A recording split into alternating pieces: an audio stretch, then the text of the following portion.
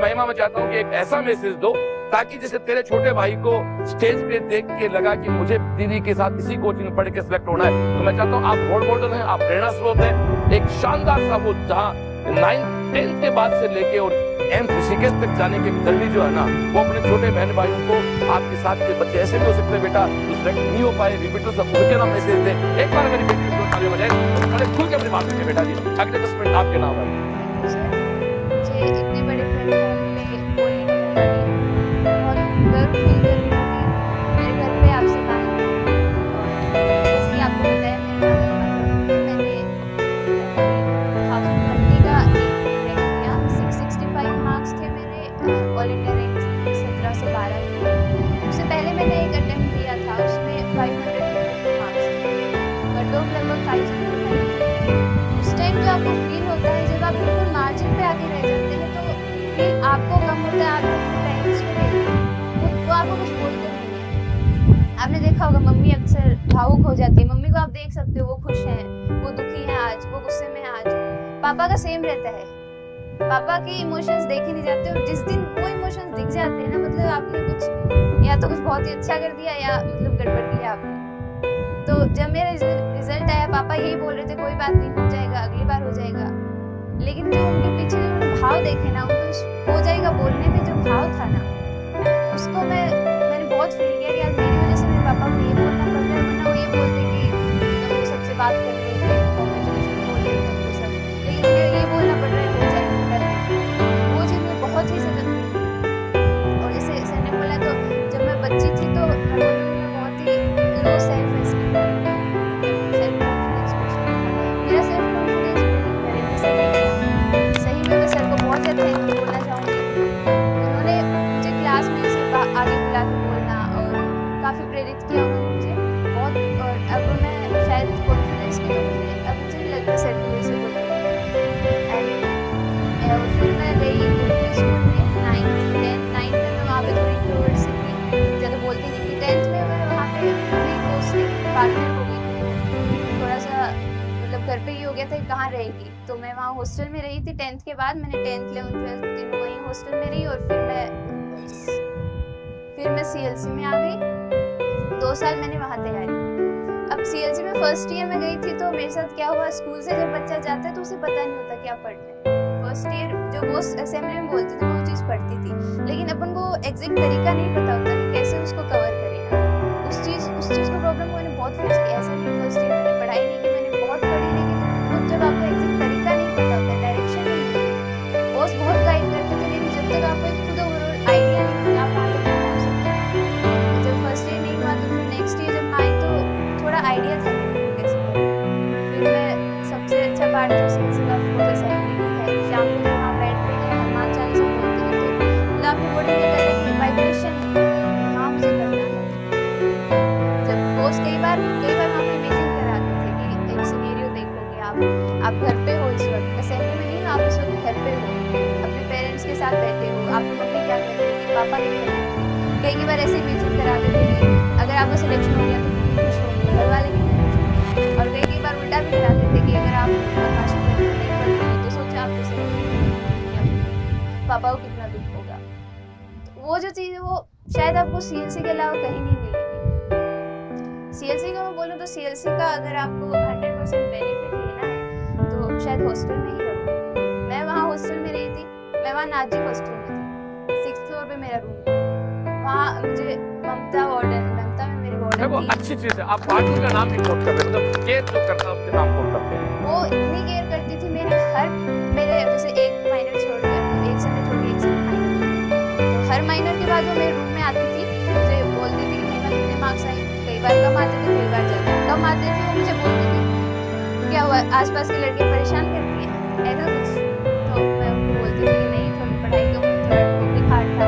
मतलब हर माइनर के बाद पूछने आना, इतने बड़े मतलब वहाँ 500 लड़कियाँ रहती थी, इंडिविजुअली पूछने आती थी, बहुत बड़ी बात है, हर कोई स्टूडेंट नहीं कर सकता। और तो ममता मैम का तो मैं क्या ही बोलूँ, मतलब मम्मी की तरह रूम में आके डांटती थी कि फ्रूट्स क्यों नहीं खाए थे, वो सड़ रहे हैं उनको खा। अभी जैसे मैं अपने बच्चों को बोलूँगी बहुत ज़्यादा स्ट्रेसफुल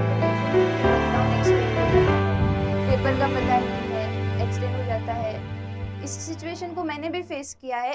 जब मुझे याद है, जब फर्स्ट टाइम पेपर की डेट एक्सटेंड हुई थी तो अच्छा लगा था कि टाइम मिल गया मैं तैयारी करने को। लेकिन जब वो बार बार हो रही थी तो फ्रस्ट्रेशन आ रहा था कि कब तक पढ़ेंगे हम लोग, कब तक इस चीज़ को हम पढ़ेंगे, कब तक कंटिन्यू करेंगे। आपके पास एक डेडलाइन होती है किसी चीज़ की, तब आपके अंदर उस चीज़ को करने का मन में होता है कि हम जैसे कंप्लीट करना है इस डेट तक। अब कुछ नहीं है तो आपका पेस है वो थोड़ा स्लो हो जाता है। तो उस चीज़ का है, तो मैं उन बच्चों के लिए बोलूँगी कि बहुत ही टफ टाइम है, लेकिन आप जैसे आप एक तो कंटिन्यू हमेशा हो।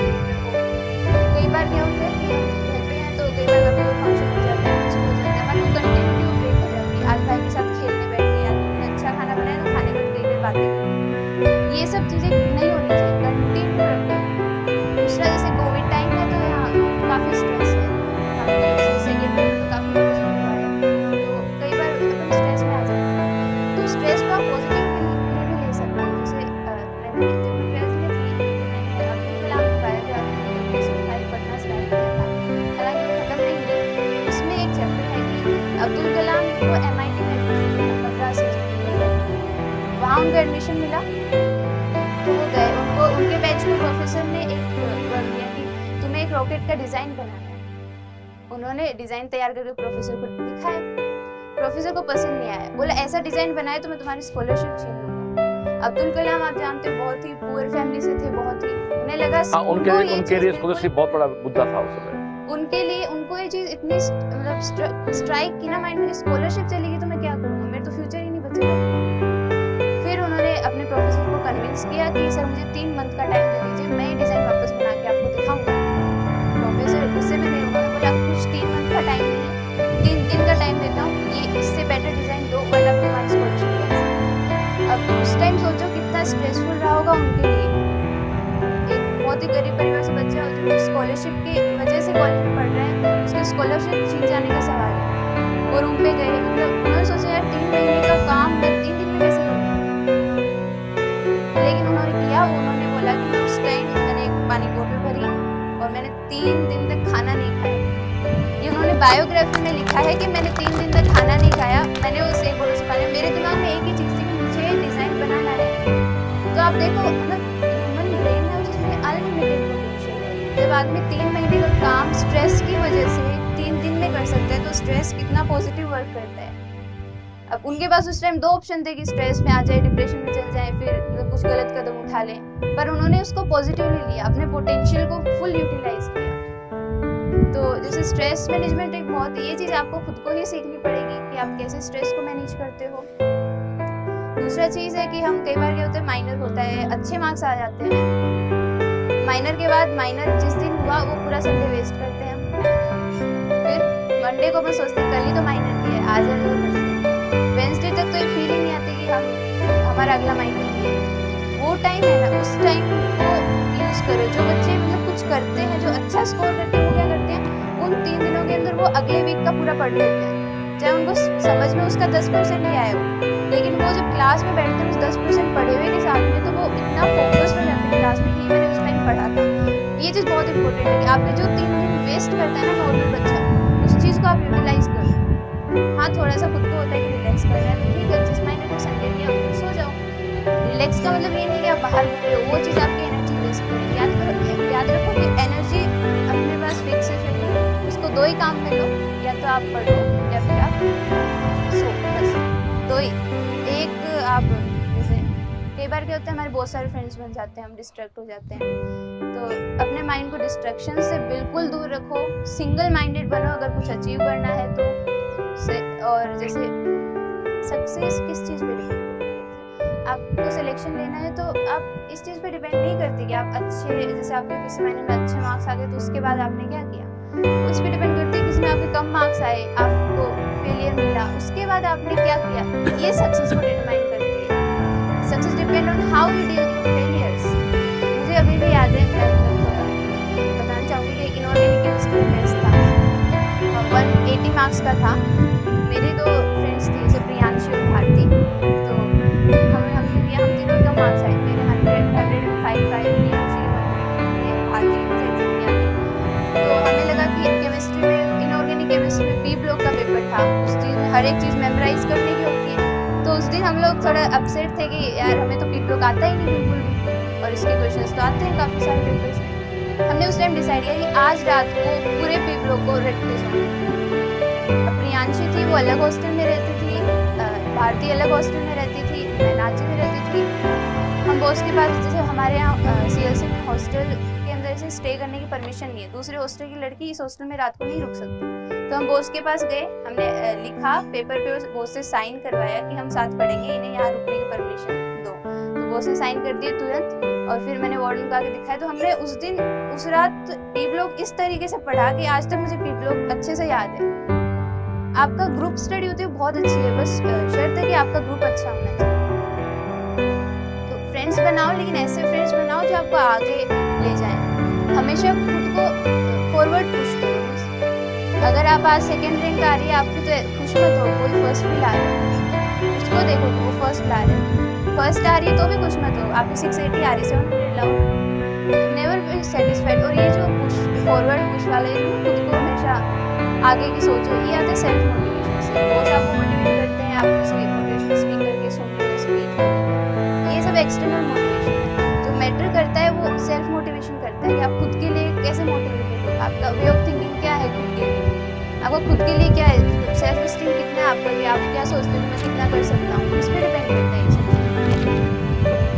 और तो बस इतना ही है कि लास्ट में जो चीज़ मैटर करती है वो ये है कि आप आज किस पोजीशन पे हो, दोस्त वो सब छूट जाते हैं। सबसे ज़्यादा जो चीज़ मैटर करती है वो यही है कि आप कहाँ हो आज, क्योंकि जैसे बोस बोलते हैं बाकी सब सपने होते हैं, अपने तो अपने होते हैं। फाइनली आपको आके घर में ही बैठना है, सब छूट जाते हैं, ये नहीं छूटते, इनके लिए करो।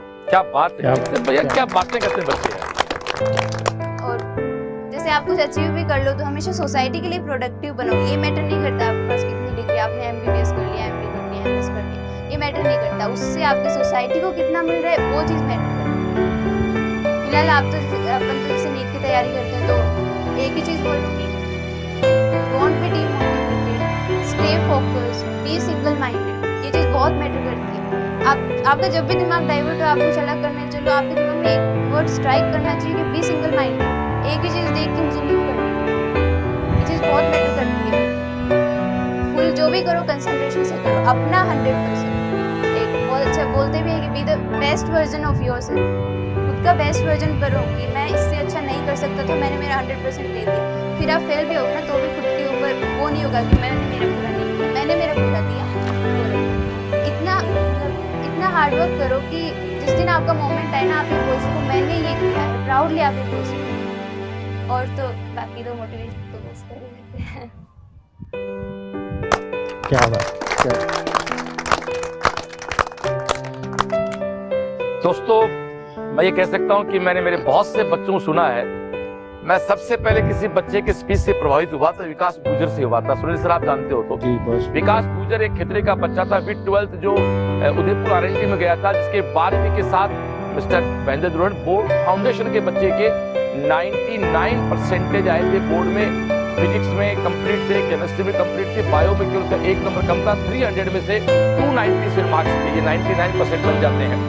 उसका स्पीच सुन के मुझे लगा था कि श्रवण तुम अच्छे बच्चे तैयार किए हैं। आज इसके बाद मुझे इसको स्वीकारने में कोई बुराई नहीं है। आप सेकंड बच्चे से